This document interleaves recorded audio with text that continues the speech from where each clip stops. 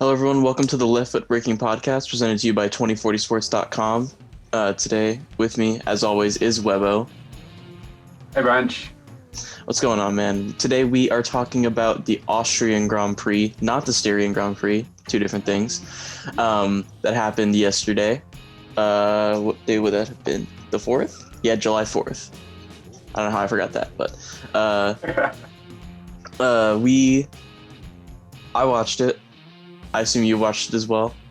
Boys, you know me. And it was a fantastic race. I enjoyed it, and it was, it was not action packed. I'm trying to describe this in a smart way.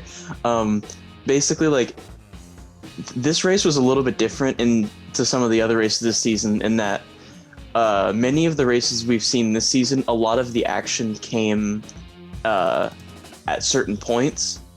Yeah. There were certain points that you could point out and say, like, this is where a lot of the action happened, this is where a lot of the action happened. But today it seemed like the entire race, there was always something going on. Right, yeah, definitely. Even in that tyre conservation phase after the first sort of 5 laps that you often see, there was still stuff going on. You're right. It was, and 3 distinct different strategies happening in one go. So you were seeing cars trying to struggle off the line on hard tyres, and then cars getting away like lightning with the soft tyres, and then really having to back everything up while trying to find a nice window to get the car back out of the pits again and not be held up. So yeah, I'm absolutely with you. If you looked anywhere other than P1, it was a really good race. Yeah, Max definitely stole the show again, exactly the way he did it last weekend. That Red Bull just seems like it's on rails at this point. Yeah, and he said so himself. He avoided saying easy, but really he said it was straightforward, and he didn't look particularly flustered when he got out of the car, despite the fairly hot temperatures over the weekend. He was. That was as easy as it gets, I would imagine. Yeah, I would bet. Obviously his gap at the end of the race was shorter because he pit with a few laps to go to get that fastest lap, which I think he would have gotten anyways, but they did it just in case. And so off the start, I was actually pretty shocked that Lando got as good of a start as he did, because Max is just so good with getting off the line that I didn't expect Lando to have a chance, but he actually did kind of have a little bit of a chance going into turn 1. But as soon as the real gap formed on the exit of turn 1, which is just like, as soon as Max was on the power, he was gone. Yeah. There was no chance catching him. Yeah, he had his line. He got every bit of the line he wanted in that corner. He made sure of it. And as you say, the car's hooked up. Even though the McLaren has good top speed and over a lap length, it's very good. But Max in clear air, with his choice of positioning on track, he was untouchable. What interested me was that Lando he's such an interesting character, because out of the car, he's almost Alex Albon-like in his humility, his kind of demeanor around the press. He's very modest, he's very quiet. You get that boy in a car and he's a monster, and it's really hard to marry up. He lined himself up on the grid, pointed directly at Max. He was game for it. He wanted that turn 1, and hats off to him. He's growing into a real force to be reckoned with. Yeah, I think that you can possibly put that down to just championship type of mentality. People like that, they're just a different breed. They can separate they can separate their work, so to speak, from not work. And when they get in that car, it's almost a completely different person. Yeah. Just from personal experience, I played baseball when I was in high school, and that was generally something that was hard to do. But every once in a while, you could get in this zone where it's like, oh yeah, I know exactly what I need to do right now, and I can see a lot of that in Lando. Right. But lap 1, we thought I thought there was no incident, and then it was weird because normally whenever there's a safety car, they throw the yellow flag, and then there's a yellow flag for a while, and then they throw the safety car. But it was an immediate safety car coming into turn 9 or 10 is where Max was, and it was Esteban Ocon who just had another abysmal weekend. Yeah. Absolutely. If you saw it on a game, you'd think it was a glitch. That tiny little contact with the wheel, and his front just seemed to snap like a twig. Yeah, that was probably the least amount of force I've seen an F1 car take and actually break the suspension like that.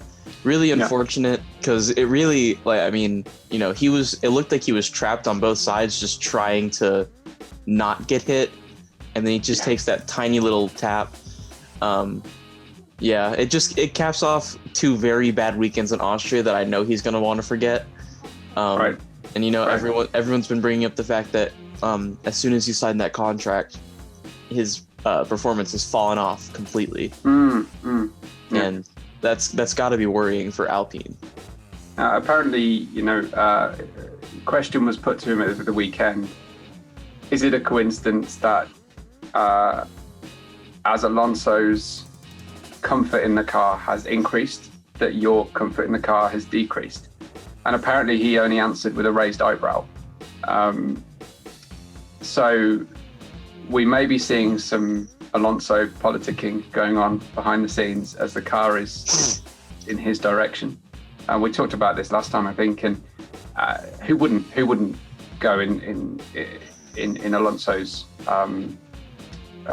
guidance? You know, he compare the two, of course. It's just a shame that their new big white hope with Ocon for the next 3 years, as we know, is failing to enjoy that same level of respect or comfort in the car. Yeah. But yeah, like you said, you know, Fernando Alonso, 2-time champion, probably could be more if he hadn't spent most of his career in backmark cars and midfield cars. But you know, if Sebastian Vettel doesn't block him in Q2, I feel like he was definitely getting into Q3 had he not been blocked. He had the absolute pace. There was no chance. He said he was top 5. I don't know about top 5. I would definitely say he probably would have been top 8. I think top 5 might have been a little bit of a stretch though. But either way, I mean, he had pace this weekend. He ended up getting that point over George Russell, which we will talk about.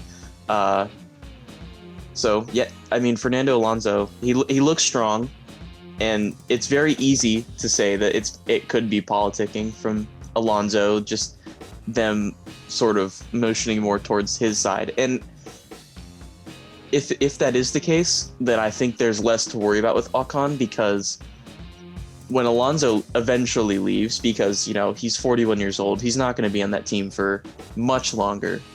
Right. Ocon will still be there whenever he leaves, most likely, and that will probably be the point where they start turning their focus more towards him or another young driver like Guan Yu Zhou. I think they have to support their young driver though. You'd almost rather that, as a team manager, I imagine you would rather Alonso finish 2 places down and Ocon manage to keep the car running and finish close to Alonso, because the degree that Alonso's skill is never under doubt. What you want to do is to make sure that your young driver is not being obliterated, especially a driver who's emotionally as fragile, I would say, as Ocon. So I think there's a certain degree of not crushing, but not letting him get crushed. Yeah. And, you know, a 3-year contract might be a nice, safe place to be sitting, but it will have performance riders in there and terms that he needs to fulfill. And if he doesn't fulfill them, it's not worth 3 years that he thinks it is. So, you know, teams never. If you break someone's confidence to the point at which they feel like they can't drive the car, then it's not good for anybody. And Yeah. this year could well be the point where Alpine make a step up. They seem to have got a good car on certain tracks. They've got, an ex-world champion who, yes, he did end up in a lot of backmarking cars at inconvenient times, but he also kind of did himself out of a number of employers by his behaviour. So and there's a series of engine manufacturers who won't work with him anymore. So yeah, it's interesting. Yeah, and we've seen drivers be kind of forced out of a team. Alonso. A lot of people say that Stoffel Van Dorn's career was ended by Fernando Alonso because of the way he just dominated him. Alex Albon looks like it could be the same thing going on with how Verstappen just dominated him last year, and Albon is now out of the sport. And very nearly Gasly. Gasly's in that group, but for a astonishing turnaround in fortune on his demotion, we wouldn't be seeing Gasly at his best. Yeah, absolutely. It's so you're absolutely right about that, and I'm interested to see what happens when Alonso eventually leaves, and I assume, sign a young driver out of their academy. I don't think you can go anywhere else besides there. Yeah. Obviously, we've been wrong in the past. Why have the academy if you're? Yeah. We've been wrong in the past because I think a lot of people thought that Guan Yu Zhou was going to get signed instead of Alonso this year, but I don't see how they can go any longer having him languish in F2 if Alonso ends up retiring this year or next year. Yeah. So moving on from that Ocon incident, we had that safety car. It was a very, very quick safety car. They got it cleaned up pretty quickly. Only took, I think, 2 laps, which is maybe 3-4 minutes around a track like Austria, and immediately got going again. And another that opening lap that was very hectic, and then we saw the first of many incidents that are going to get talked about for a while, most likely, which was when Sergio Perez tried to go around the outside of Lando Norris going into turn 4. I want to get your point of view of it, because I have an opinion, but I want to know what yours is. Sure. And hands up, obviously I'm British. I have tended to favor British drivers in the past. I try not to. I try to take people on merit. And I definitely have non-British favourites as well. But first glance, full speed, that looked like Perez being a bit optimistic and naive, which is a strange thing to say, but you really do need to be in a position, if you're going around the outside, you need to be significantly past your opponent so they can't drive you off the track. And actually, Norris didn't touch him, and Norris obeyed the racing line. There was no diversion from the racing line. He didn't steer. He didn't reduce his steering. You could see on board. He took his racing line, which he was entitled to do as the guy on the inside and the guy defending a position. I say you've got a decision to make when you're taking someone from the outside. Either you're so far in front that they can't drive you off the track, or you do the switchback and get a better drive out the corner while they try and drive a ghost car that they can't actually, that doesn't exist anymore on their outside. While they're doing that, you've got a better drive on the inside. Perez did neither, so I didn't feel as if Lando did anything wrong. And it was also a restart lap when generally there's a little bit of lenience. Yeah. My opinion, at first when I saw it, it looked like Lando had touched him. It looked like there might have been contact, and that's what I assumed. Watching it back, there definitely wasn't contact. And in my opinion, I mentioned this to my dad when I was watching this race live, that had there not been gravel traps there, I don't think there's a penalty given, because Perez would just go onto the asphalt. He would come back on, most likely keep his position, maybe lose another one. Yeah. But it's the fact that Perez fell so far down from 4th or 3rd, actually, to 10th, I think is where he ended up Right. Sitting. Because of that, I think that was the reasoning behind them giving the penalty. Because Right. I mean, it looked like a racing incident to me. It didn't look like it didn't look like an illegal move Right. at all to me. No, and not an unusual move either. It's Yeah. something we see all the time. I'm pretty sure, I forget exactly who it was, but I saw someone go around the outside of turn one, and be completely unpenalized. I think it was the restart or the first lap where they just went completely around the outside. It may have been in the Formula 3 race, and it was just completely ignored. You know, they didn't yield. They took a what's the word? What did they say? They maintained an advantage by going over that sausage curb in a straight direction and taking the escape road round.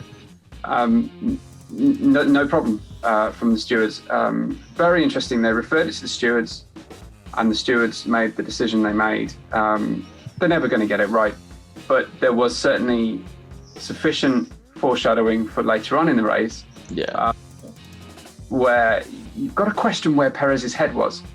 If he or the team have successfully had a penalty awarded on their behalf on that corner. And then he defends the exact same way. Worse to someone, and you do exactly the same. Yeah. Yeah. I understand maybe making that mistake once, but he himself was pushed off the track and created a penalty because of it. Yeah. Back off just a little bit. And the different, I feel like there is a little bit of a difference between the Perez and Leclerc incident versus the Lando and Perez incident. At least with the first incident of Perez and Leclerc, it looked like there was pretty clear contact that Perez kind of did push him off a little bit.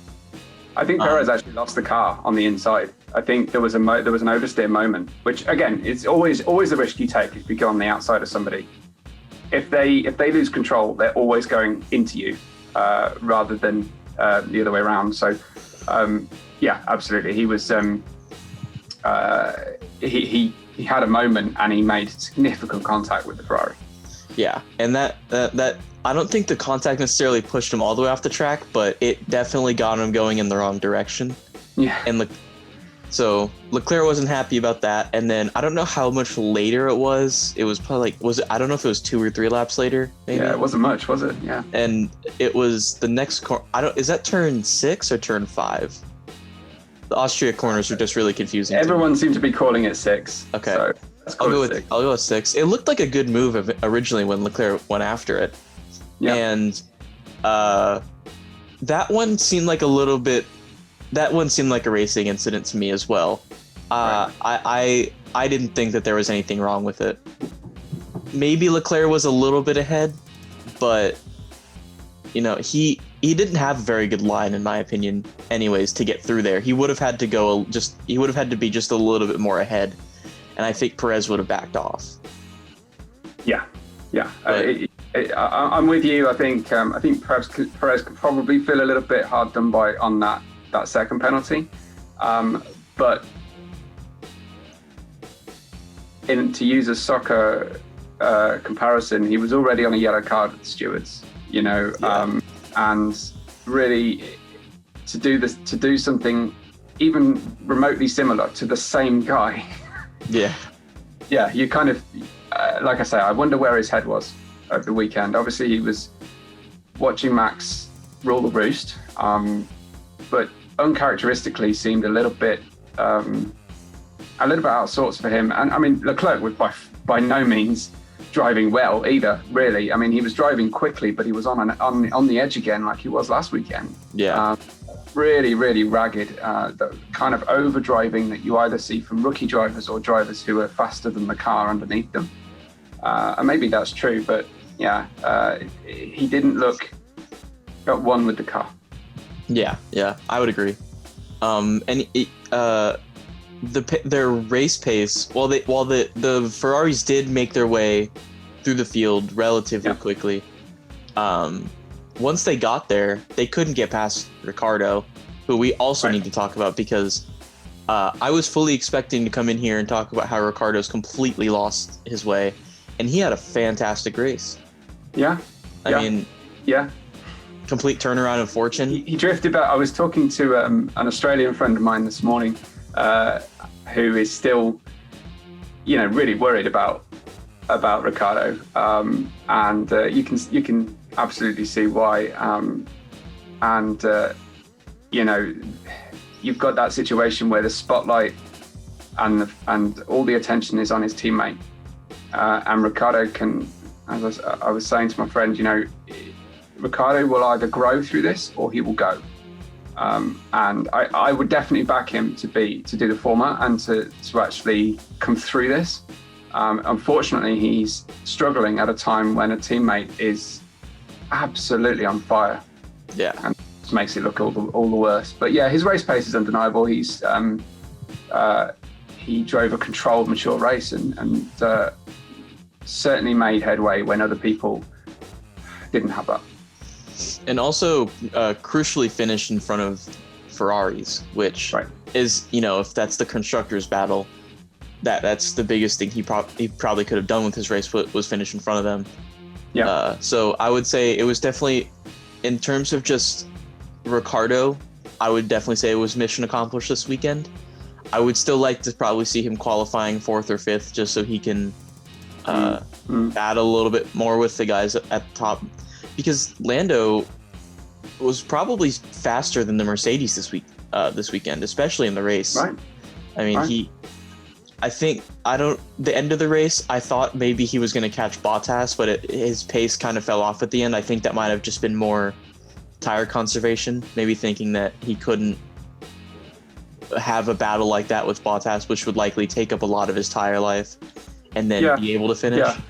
And it was interesting, his headspace as soon as he got out of the cockpit was one of disappointment to come third. To beat a 7-time world champion, to extend the points difference between the team and Ferrari, between himself and his teammate. He was really disappointed, and he was properly annoyed.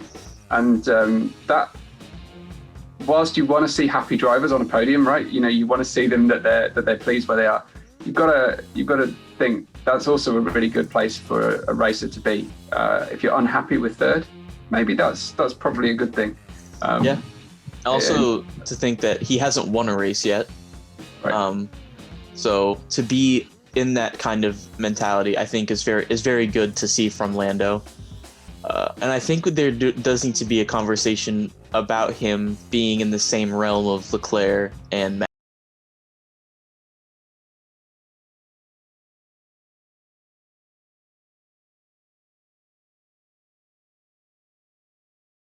He is driving incredibly well right now. Unfortunately, we'll always have that unknown, and I wouldn't go quite that far. But I've been watching Lewis Hamilton, his every single race since 2006 when he won GP2. So I think Max has he's yet to prove that to me.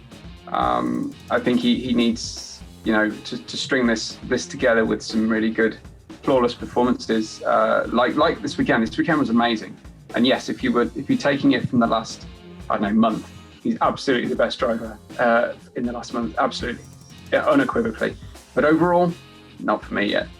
Yeah, I will admit there does need to be a little bit more consistency, and I'm not saying he's not inconsistent right now. Right. I'm just saying he needs to take this performance and then make it last. There's a metronomic quality that you want to see, and he's there. He's there over 1 weekend, over 2 weekends. Is he there over a season? This is his best opportunity he's ever had. Actually, the way he dealt with the pressure. I mean, the pressure of looking at. I don't think any driver in the history of Formula One has ever had the kind of support that Max has got on the grandstand bleachers, the hillsides, that the orange-shirted Dutch fans were in Austria. Yeah. I cannot remember it. Nigel Mansell, late 80s, around Silverstone and Donington and Brands Hatch, maybe. but it's at that kind of level. And of course, unlike in the late 80s, early 90s, everyone is in the team gear. Everyone's wearing the same colour shirt, so they're incredibly obvious. And the fans were also really generous to Lando as well. I thought that was kind of cool. Whether they would have been quite as generous if Lewis had finished ahead of Lando, I'm not sure. But yeah, Verstappen certainly looked like he was taking that kind of level of support in his stride. That's a dangerous thing. Yeah. And I think 3 weeks from now we'll be seeing the Dutch Grand Prix. And if the Austrian Grand Prix they showed up like that, I can't imagine what the stands at Zandvoort are going to look like. Absolutely, yeah.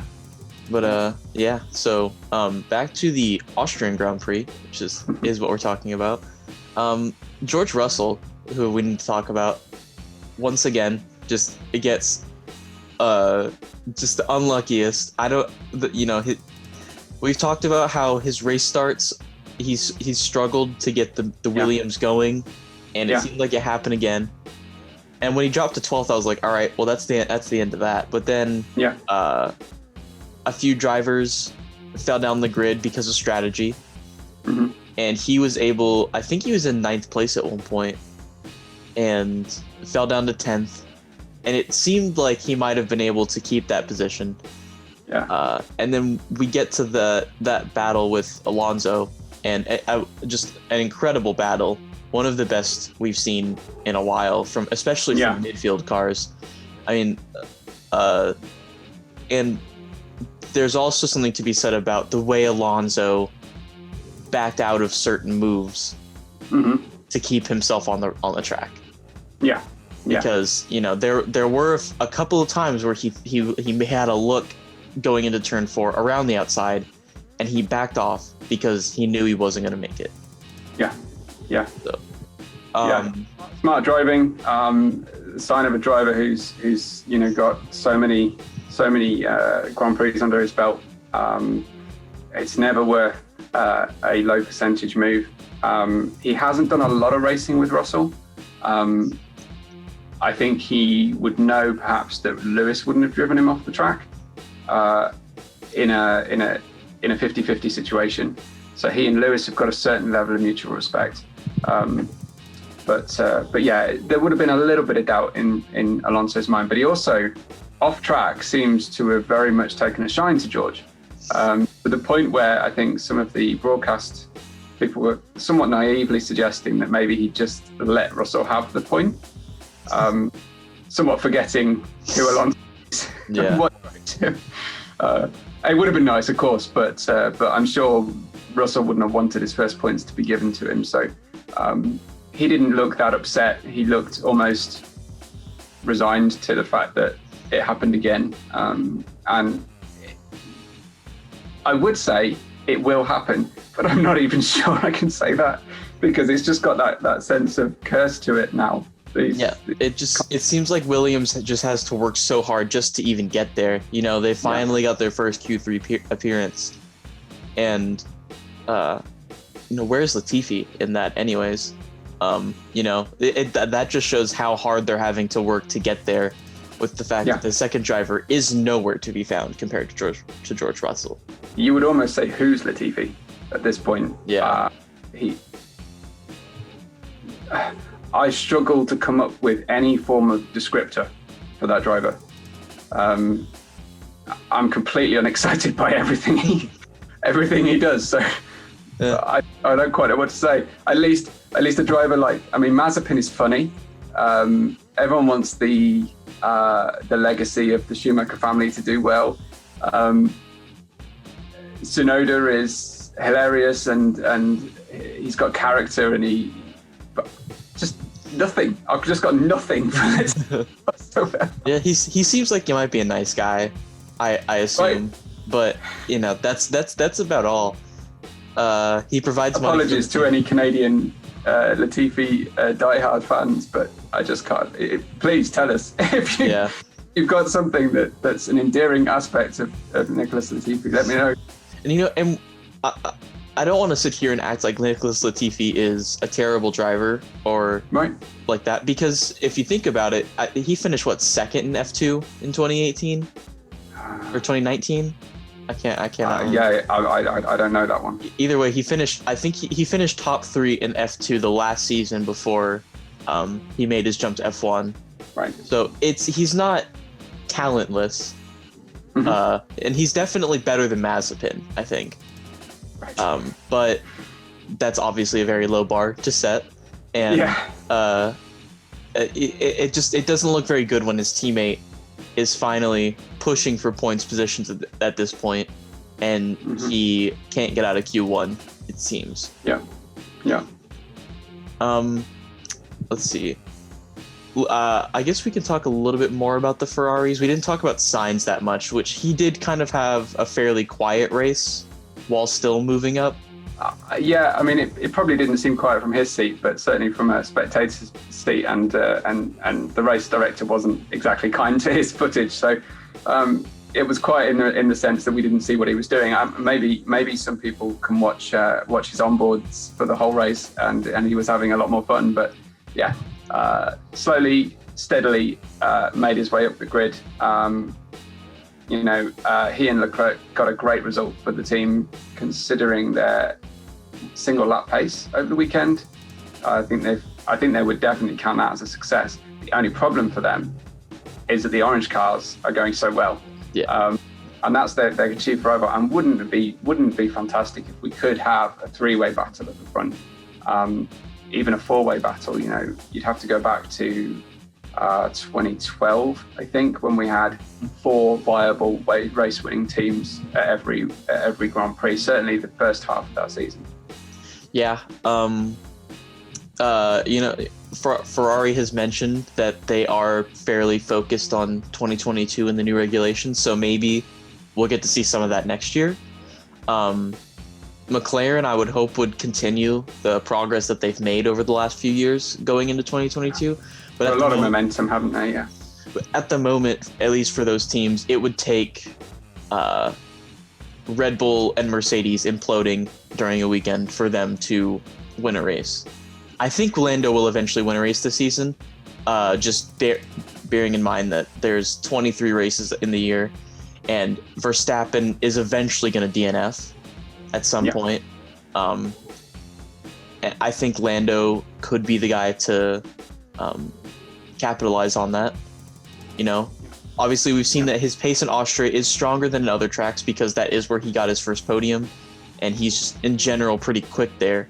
But I do think that he'll be able to eventually be the driver to take advantage of top teams' misfortunes. Yeah, that would be something. They will keep pushing, I'm sure, and it's interesting with McLaren, who are now a McLaren Mercedes team, that how long will Mercedes, the engine manufacturer, Mercedes, the corporate board, Daimler, want to watch a customer outperform them? I would guesstimate probably not very long, and probably not beyond an unsuccessful season. So if Mercedes do turn this around and still win, no problem. If McLaren manage to outperform them over the length of the season, it might be their last season with a Mercedes engine in the back. Yeah, and that would be unfortunate because I've loved to see the McLaren be as strong as it is, and especially if Daniel Ricciardo is able to make the jump that we're hoping he's able to make. That orange car, and they had so many fans this weekend, so rooting them on. Absolutely. Let's see. I do want to talk a little bit about the Mercedes kind of strategy and how it played out throughout the race, because it was quite interesting. It's not a secret that Bottas, like with Lando, this is one of his stronger tracks. You think back to last season when he was able to get the win in the opening race. Yeah. And last weekend, had he not had that 3-place grid penalty, he would have qualified ahead of Hamilton. So he had the pace. Hamilton, they had a few on lap 1 and lap 4 with the safety car restart. Bottas and Hamilton were kind of just trading places with each other throughout each corner, and eventually I think Hamilton was able to take the position, and that's when we had that great battle between him and Lando. But eventually the tides kind of turned and Bottas became the quicker driver. And then near the end of the race, which was an interesting move in my opinion, they told Bottas that he could pass Hamilton with Norris behind him. And that was a little bit confusing to me because when I saw that, as soon as I saw that they were going to let Bottas pass Hamilton, I was like, Hamilton's going to get passed by Norris then. And they're going to lose that. Right. They're going to lose those points. I thought it maybe would have been a little bit smarter for them as a team move to keep Bottas back, to hold Lando off. Maybe just trying to keep them. But there was also the mentality that you could think of, maybe they thought it was inevitable Lando was going to catch them, so they wanted to get Bottas ahead so that he could get time to get away.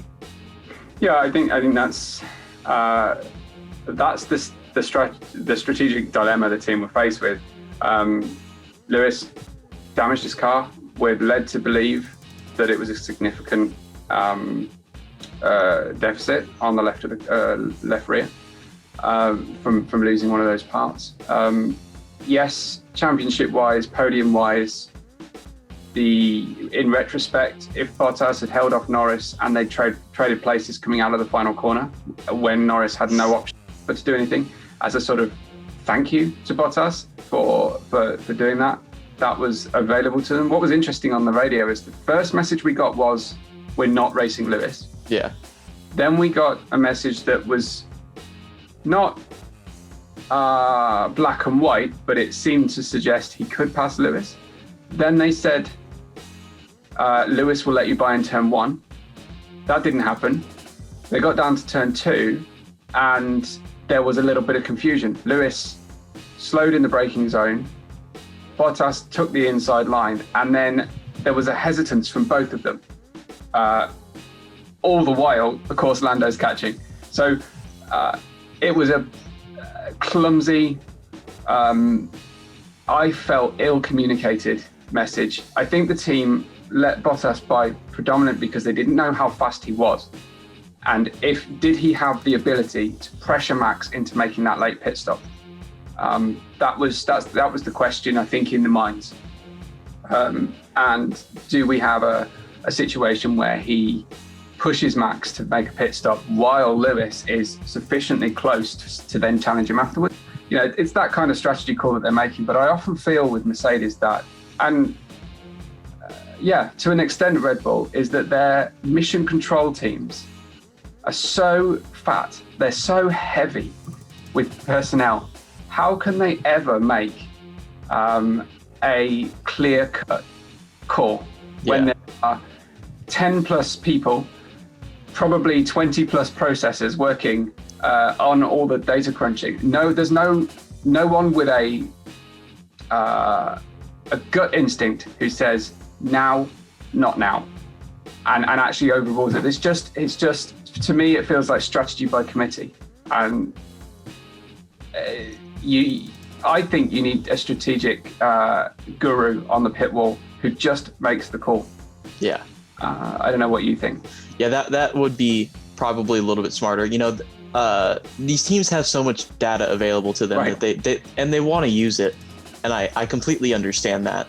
When you have the scientific and mathematical capabilities to do things like that, you should probably do them. But at the same time, you also have to keep in mind that not everything is numbers. Yes. And at the end of the day, absolutely, the numbers are coming from the cars on the track. And at the end of the day, where those cars are on the track when they cross the finish line is what matters the most. Right. So sometimes it just needs to be an instinctual thing rather than we need to look at the numbers and see what the numbers say. Because not only does that take a little bit of time, but it also takes the human aspect out of it.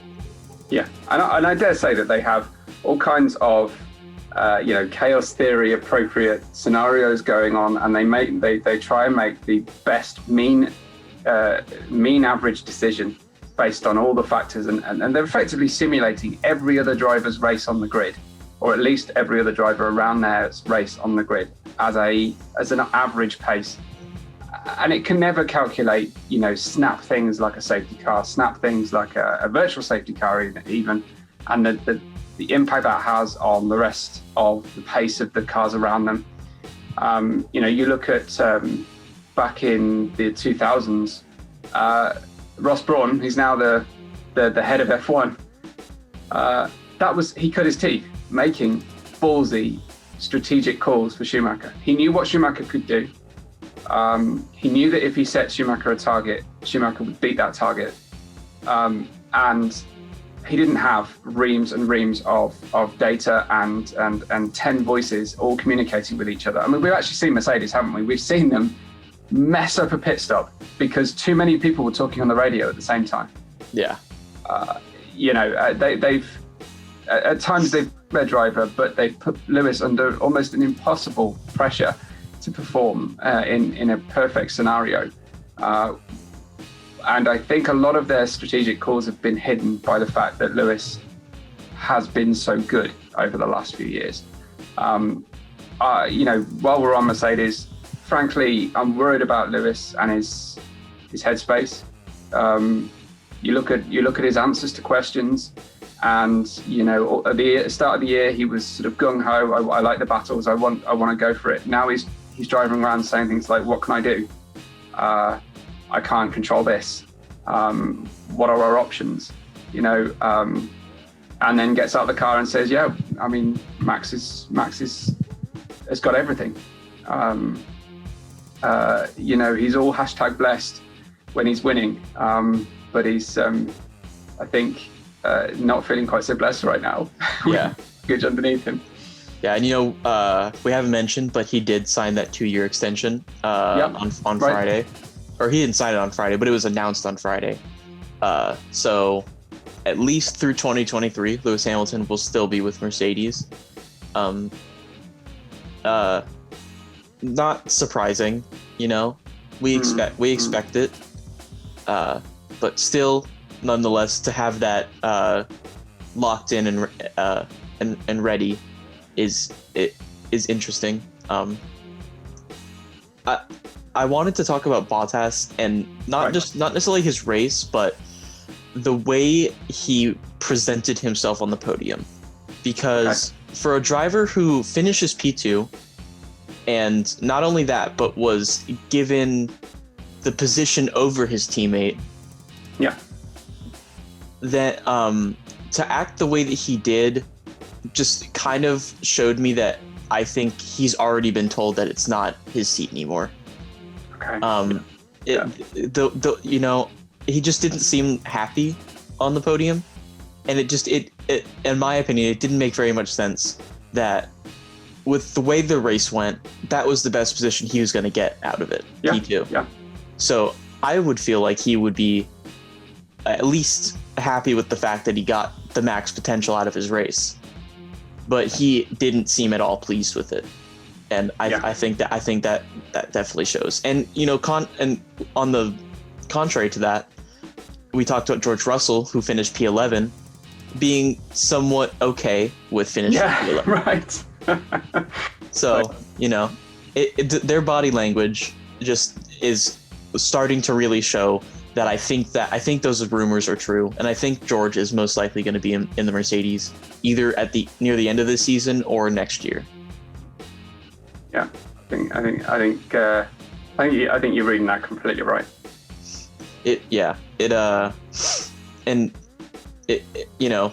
Another unhappy driver on the podium, along with Lando, but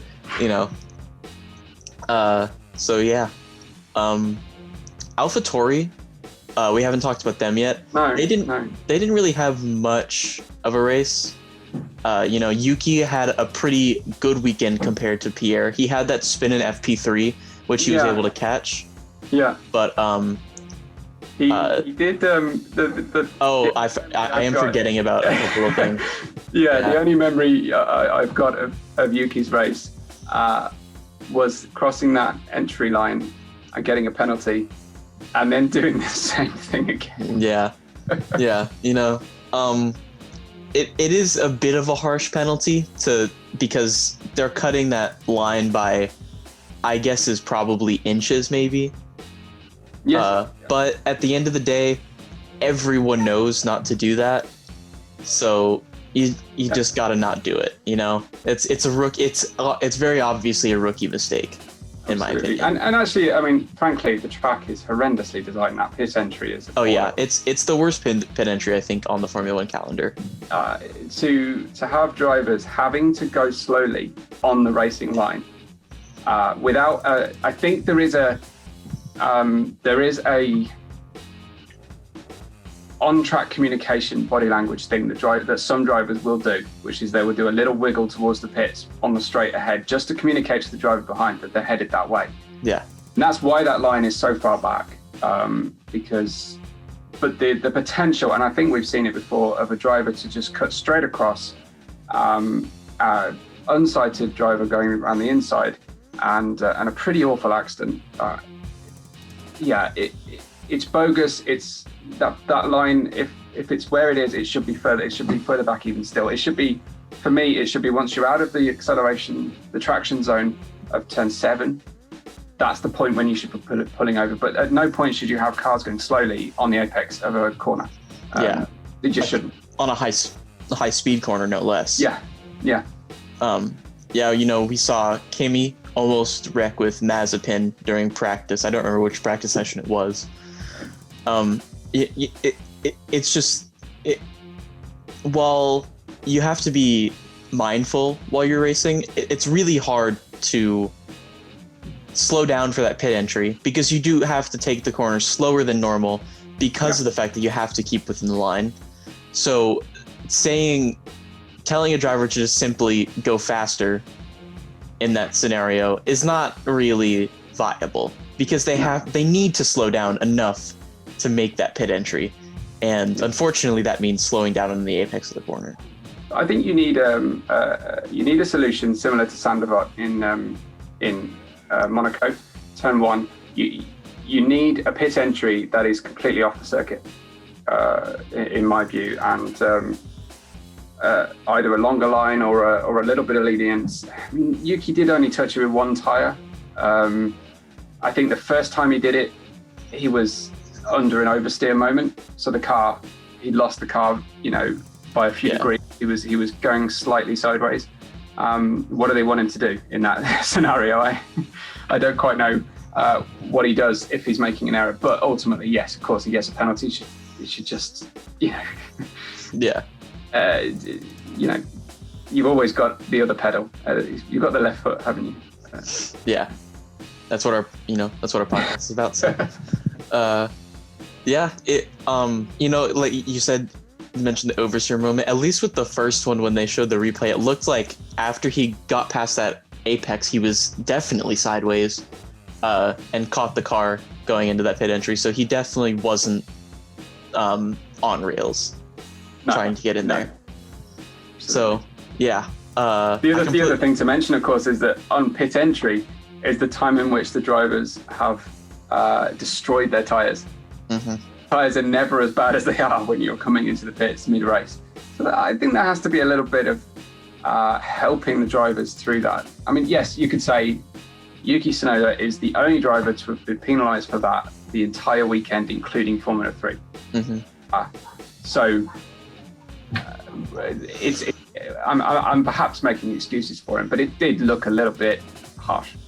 Yeah, at the end of the day, it is a rule that exists at every single track, so he understands that.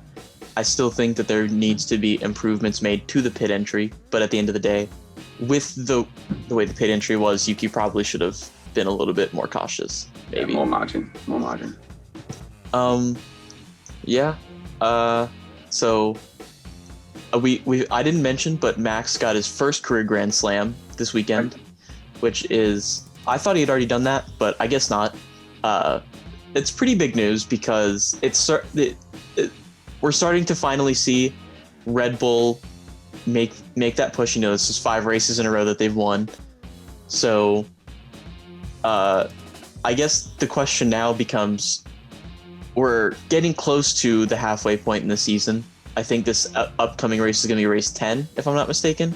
Yeah, so we have 13 or 14 races remaining, depending on the COVID situation and whether all the committed tracks are going to come to fruition. Yeah. I don't know if we talked about it last time, so I'll go ahead and bring it up again. But Turkey is replacing Singapore. Yes. On the calendar, which is so Turkey's back. Yeah. Turkey's back for the second time this year. Yeah. I'm, we'll get to see it. It'll be interesting because, obviously the last time we saw it, it was not at all a racetrack. It was more of a lake that had asphalt on it. Just unbelievable. And brand new lack of traction.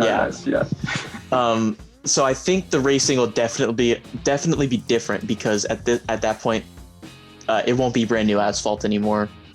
Well, it'll be new, but it'll be chronologically older.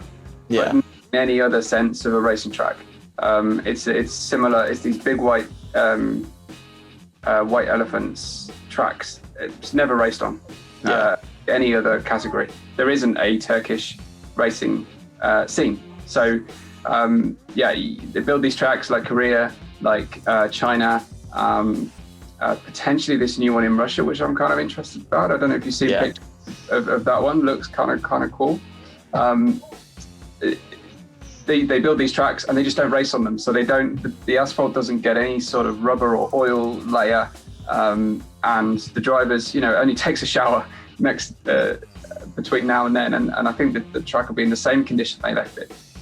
Yeah, and obviously I'm not gonna sit here and act like I wouldn't be interested in that because that race was awesome to watch. Absolutely. That, but and I guess we could talk about. I know I'm gonna get this wrong.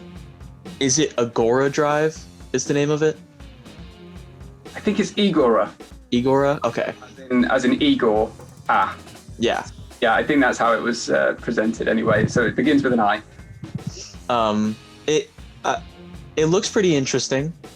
I know that when they originally announced it, they've already made changes, specifically to the last sector, which I wasn't very happy about because the changes they made kind of are not great. It looks. Well, they put one of the Turkey Turn 8 Kota last sector corners in there. It's a Yahoo corner. It's fun. The drivers enjoy it. It looks great on TV. Was it necessary? Probably not. I mean, it was already Grade 1 certified. It had a sense of identity, but I've never seen a race there, so I can't really say, oh, do you know what that track really lacked was a sequence of consecutive high-speed, high-G corners. I can't tell you because I haven't been or seen it. So yeah. There's not much we can say about it because I don't know if it was specifically built for F1, but it is fairly new. So, and it's replacing Sochi, which I think everyone's happy about. Absolutely. to get rid of that track. Unfortunately, it's not coming until 2023. Mm-hmm. So we do have to wait at least one more year for it, but it's to have that prospect there is already nice. Because we've talked endlessly about bad tracks, and Sochi is the king of them. I know you live in a big state and you live in a very big country, but just going to mention the climatic difference between on the Black Sea and St. Petersburg. Now, do we have the prospect of a snow Grand Prix? That would be interesting. I know people were making jokes that this was going to be the first time we see ice tires on a Formula One car with spikes and everything. I mean, if you follow like the Red Bull channels, one of their favorite things to do is to run F1 cars on spike tires. So Pirelli do make the tires with spikes in them, and they have run a Red Bull. I think they actually did a ski run. They actually took it downhill on a ski run. So it has been done. It can be done. Man, that would be pretty cool. It would be pretty cool. you know, I don't. We haven't seen that before. Obviously, I don't know what they would do in that scenario. Right. Because if the snow becomes too heavy, we could very easily just see them red flag the race, because that could be extremely dangerous if the drivers just can't even see. But nonetheless, if it's a good track, I'm fine with it. Right. It's got to be better than Sochi. I don't think there's a way that it can be worse. So that's at least good. I've just got visions of 10-degree, lower than 10-degree centigrade track conditions, trying to heat up hard Pirelli tires in that environment. I think that might be quite entertaining. Whether this not, yeah, they're going to come up with some difficulties for sure. You know, while we're talking about track changes, I don't know if we've ever talked about the Abu Dhabi track changes. Oh, not yet. No, that is definitely interesting. So we definitely need to talk about that, because those track changes are quite severe. I guess I'll say, just in terms of somewhat fixing the track. Yeah. We haven't seen them race this new layout, so we don't know if it will fix the track, but a lot of the issues that were presented with the Abu Dhabi Grand Prix have been somewhat attacked with these layout changes. Right. You know, we see them get rid of that awful chicane that is in Sector 1, just completely destroying any form of racing. They replaced it with a hairpin. They didn't keep this. It's not the same hairpin. They moved it forward a little bit. They've moved it forward so that there's a sufficient runoff before they hit the Tech Pro. So that was the way to overcome that. So the cars won't be. I mean, they'll be arriving at a terrific speed after the left-right around the pit lane entry. They'll be going straight towards that new hairpin. It's looks relatively wide radius for a hairpin, but I'm sure it'll deliver better, closer racing through that section. But of course, Abu Dhabi has never lacked for the ability to follow each other down those long straights, but those sections always just look bogus and ridiculous, didn't they? And what I'm really interested about is that I think they're putting some banking into the corner at the end of the third straight. So I think it's actually going to bank around, which, I mean, it won't be banked in comparison to Richmond or something, but it will be. It's banked nonetheless. So that. One of the complaints I think about Abu Dhabi has been the number of off-camber corners. Mm-hmm. Yeah. Kind of opposite of banking, and that the crown of the track really upsets these F1 cars. So that'll be interesting to see them tackle that. But I think I can't see that it'll make for a worse track to watch. Yeah, it at the end of the day, with the changes, it can't make it worse. Right. I think it can only make it better. They also cut out that off-camber sequence of corners that comes off of that second extremely long straight, which I don't think anyone liked. I remember last year when in the last weekend of the year, Martin Brundle just absolutely tore into it. He called it a terrible sequence of corners, if I'm not mistaken, on commentary. Right. Yeah. So, and they just took it out. They replaced it with that just long sweeping turn, which I think should be a lot easier to follow through. Yeah, I think so. And then now the Mickey Mouse hotel section right at the end is so much less of a problem when you've had a fast flowing track the rest of the time. Yeah. So it should be quite interesting, because there's a double right-hander that's taken at virtually full speed on the way towards the hotel. And then depending on race conditions, tire conditions, you're either braking on the second part of that corner or you're waiting to get the car pointed straight. You can see mistakes being made there if they've been attacking that at a much higher speed. So we'll wait and see. I can't remember if that was going to be ready for this year, or is it next year? I don't know the answer to that. I hope it's this year. Yeah. They also did the same thing that they did with Australia, where the last the corners part of the hotel section were widened towards the inside. Right. Yeah. Essentially make them just a little bit faster. They're not 90-degree corners anymore. Well, they are 90-degree corners, but they're 90-degree corners with a good amount of space in them, I'll say. Yeah. The white lines either side of the track are no longer parallel, so that does open it up. I don't think it won't create any overtaking opportunities, those changes necessarily, but it'll create the opportunity for overtaking opportunities later on, because it'll be much easier to follow through that section, whereas before, off camber 90-degree corners are just difficult. Yeah. It's just hard, and then to have to follow someone. And for the sake of the handful of genuine F1 fans who go to that race, it's a horrible thing to do, is to go and watch an F1 car struggle around a kind of really low quality corner. I mean, you could say that about Monaco, but Monaco is its own challenge and should always be held to a different standard, I think. But to watch an F1 car stumble and get its balance upset is nothing like going to watch a car go through some of the fast section at Kota or Silverstone, for instance, where it's jaw-dropping performance. It's not what you want to go and see Formula One for, especially if you're paying the kind of rates I'm sure people are paying to stay in that hotel. Yeah. Well, you want to see the cars going under you pretty quickly and struggling and sideways and cool stuff like that. Yeah, so it's nice to see Formula One finally making those kinds of decisions to fix tracks. I don't want to say that they were broken, but improve them in a way. I'll say it. Abu Dhabi was broken from the start. That's fair. Yeah.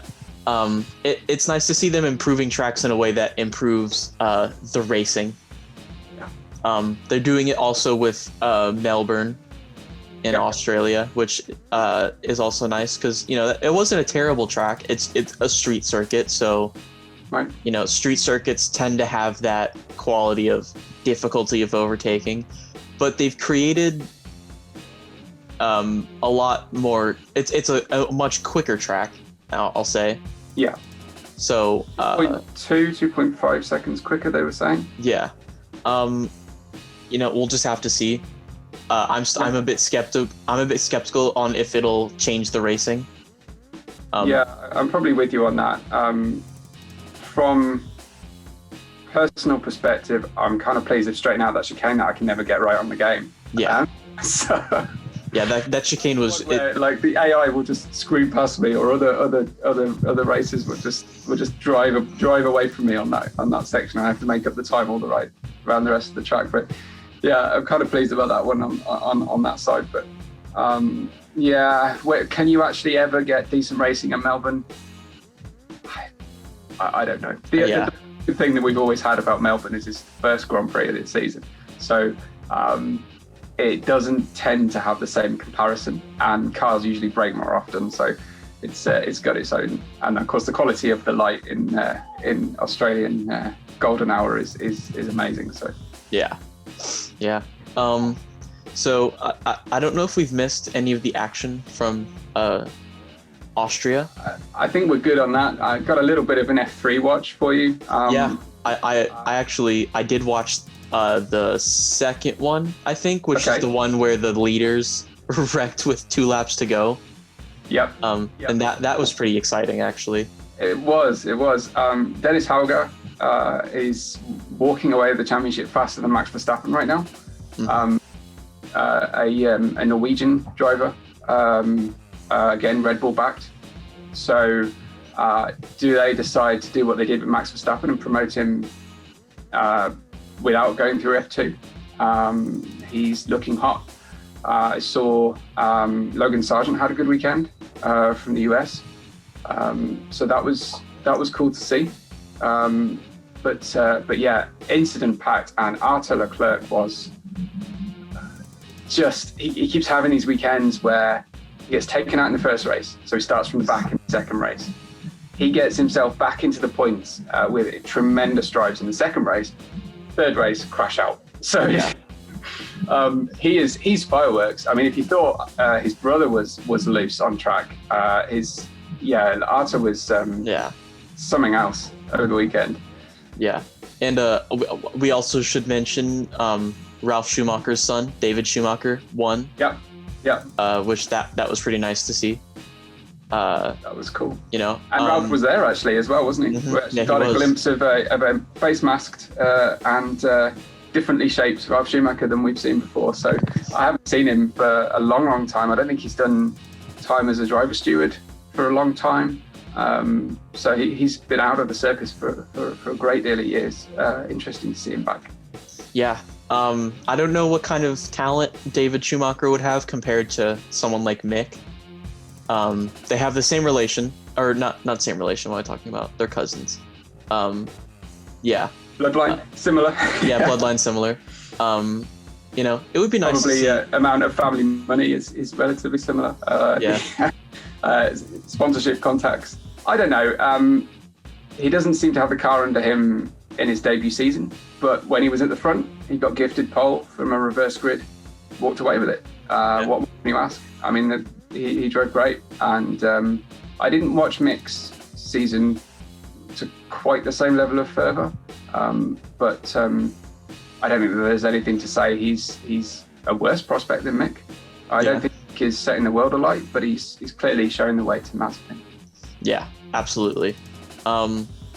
Is David Schumacher a Ferrari Academy? I'm not. Okay, so I'm not surprised about that either. But you know, no, indeed. You know, just keep. It was nice to see a Schumacher win that race. I did enjoy watching some of the F3 stuff. Yeah, and it's light entertainment, and it's a very different prospect for the racing weekend.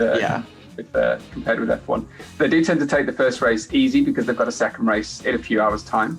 But they didn't race on Saturday like they had a big race on Sunday. You know, it was they let it all hang out. Slightly confused by the point system. They have what's called a feature race, which is worth more points, but it's the same length as the two sprint races the day before. Don't get it. I don't understand it. So I guess speaking on different weekends, different layout of weekends, we do need to talk about 2 weeks from now when we go to the Silverstone Grand Prix, and we finally get to see the new qualifying format. We've talked about it before. They've signed an eye-watering amount of money from Crypto.com to be the sponsors of that sprint race as well. Wow, that was a big deal. And did you see a sudden proliferance of Crypto.com banners around the circuit as well? I didn't see that, but So for those that don't know, it's going to be Friday. Instead of being practice 1 and practice 2, it's going to be practice 1 followed by qualifying. Saturday is going to be practice 2 followed by the sprint race, and then Sunday is going to be just the normal feature race. Well, they're calling it sprint qualifying because it does effectively form the grid for the next race. Now, is that an own goal? You know, could we have seen something like Saturday morning qualifying, Saturday afternoon sprint race, reverse grid, for instance? You know, do we want to see a little bit of reverse grid racing in F1? Possibly. I think it'd be something that would really spice up the show. But I still maintain that you leave F1 alone, but you make the drivers do something else at the weekend. Potentially put them in a supercar that's equal performance and let them go at it. No problem with. I'm sure car companies will fall over themselves to have the best drivers in the world showcase their car, and we finally get that salivating prospect of the drivers driving at 10 tenths in equal machinery. People would. I'm damn sure people would tune into that. They used to do it. Even, you know, if the historians are out there, that's how Ayrton Senna made his name. Was in a Mercedes E190, I think it was. That's how he got the notice of the F1 grid, by beating everybody.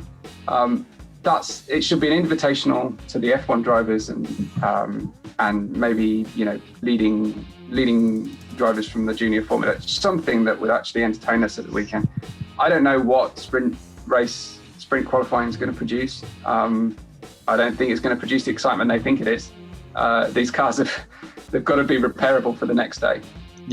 You know, I think their idea might be that drivers may get a little bit overzealous with sprint qualifying, and that could create a little bit more variability in the feature race on Sunday. However, there is likely to be a lot of teams saying, "Hey, let's not destroy the car on Saturday, and just make sure you finish, so we can race on Sunday." Unfortunately, I think you've got a difficult PR job coming out of sprint qualifying. You've got people who have always said that the problem with F1 is that you have qualifying to line up the cars in fastest to slowest order, and then you watch a race where the fastest ones are in front of all the slowest ones. Yeah. And you're surprised that you don't get a lot of overtakes. This doesn't answer any of those criticisms. I think you're also going to get the potential for drivers to be hit off, a la Perez and Lando, a la you've got obviously we didn't mention Kimi and Vettel's together, but you've got that kind of potential in a race. Then those drivers are starting at the back next to each other, both unhappy with each other and complaining about the format because they're stuck at the back. So I don't know. I would rather see, I think, qualifying happen and then a race, a sprint race, but the feature race, the big race at the weekend, is still relative to that early qualifying. Because you kind of deselect some of those issues, but we'll see. And ultimately, the bosses of F1 will do what the bosses of F1 want to do. Yeah. And I like that they are at least giving it a test and not saying this is the new qualifying format. They're not making that mistake. So that is good on F1. I'm excited to see it. I hope it produces a good spectacle, and it's good that they're trying it out at a track like Silverstone where it could produce some good racing. Not every track is going to, it's not going to be an amazing spectacle at every track. So I think their idea was let's put it on tracks that we know will have good racing, and if it's still not what we want it to be, then we just won't do it. Yeah, I definitely question which tracks they've chosen as well. I don't think they've actually chosen them yet, if I'm not mistaken. I think they said Silverstone. I think what they said was Silverstone and a couple of other tracks. Right. Okay. Because I had a feeling I'd heard Monza was being. I think Monza's definitely being talked about, but I don't think it's official yet. I think if you want to keep the long-term fans engaged, you don't mess around with the classics. You don't mess around with Silverstone, Spa, Monza, Monaco. You leave them alone and you let people, because Silverstone, Spa, Monza, they're not lacking for spectators. They're not lacking for interest. Yeah. Potentially, you do this kind of messing around once the main championship's decided at the end of the season. Once you go to a track where people just already are expecting boring races, Barcelona, Abu Dhabi, you do it to a track like that. You don't do it in some of the classics. I think it's a mistake. Yeah. We'll see. I hope it's. Like I said, I hope it's good. Yeah. And if it's not, then I hope that they don't do it anymore. Right. I think that there is a lot of F1 fans who are on the boat of why are we even doing it in the first place, which I understand, but I think that we should at least be open to the idea of trying it first, because if it is good and it's a great spectacle, then there's no reason why we shouldn't have it in F1. Well, you know me, Branch. More racing always means more and better for me. Yeah.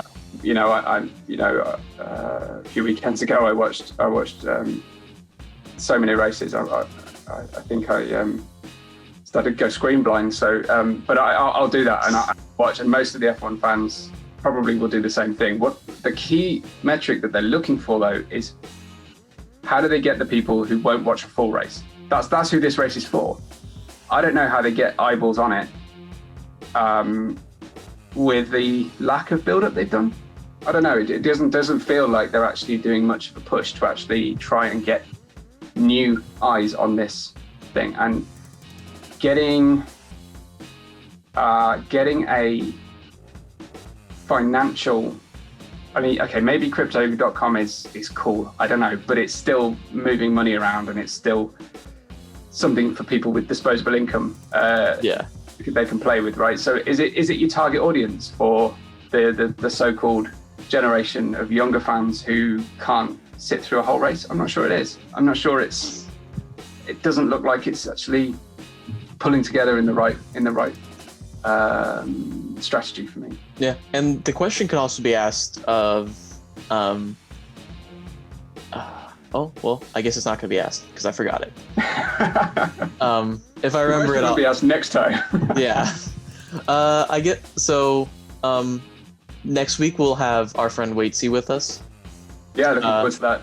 So we'll get to see what's up with him. I haven't talked to him in a bit, so we'll get, that'll be nice to catch up with him. And then after that, we will be once again talking about the Silverstone Grand Prix after it happens, and we'll have a lot more to talk about. Obviously, as we've just mentioned. Hopefully, we're happy about it. So I think that's us from the Left Foot Braking Podcast signing off. Thank you.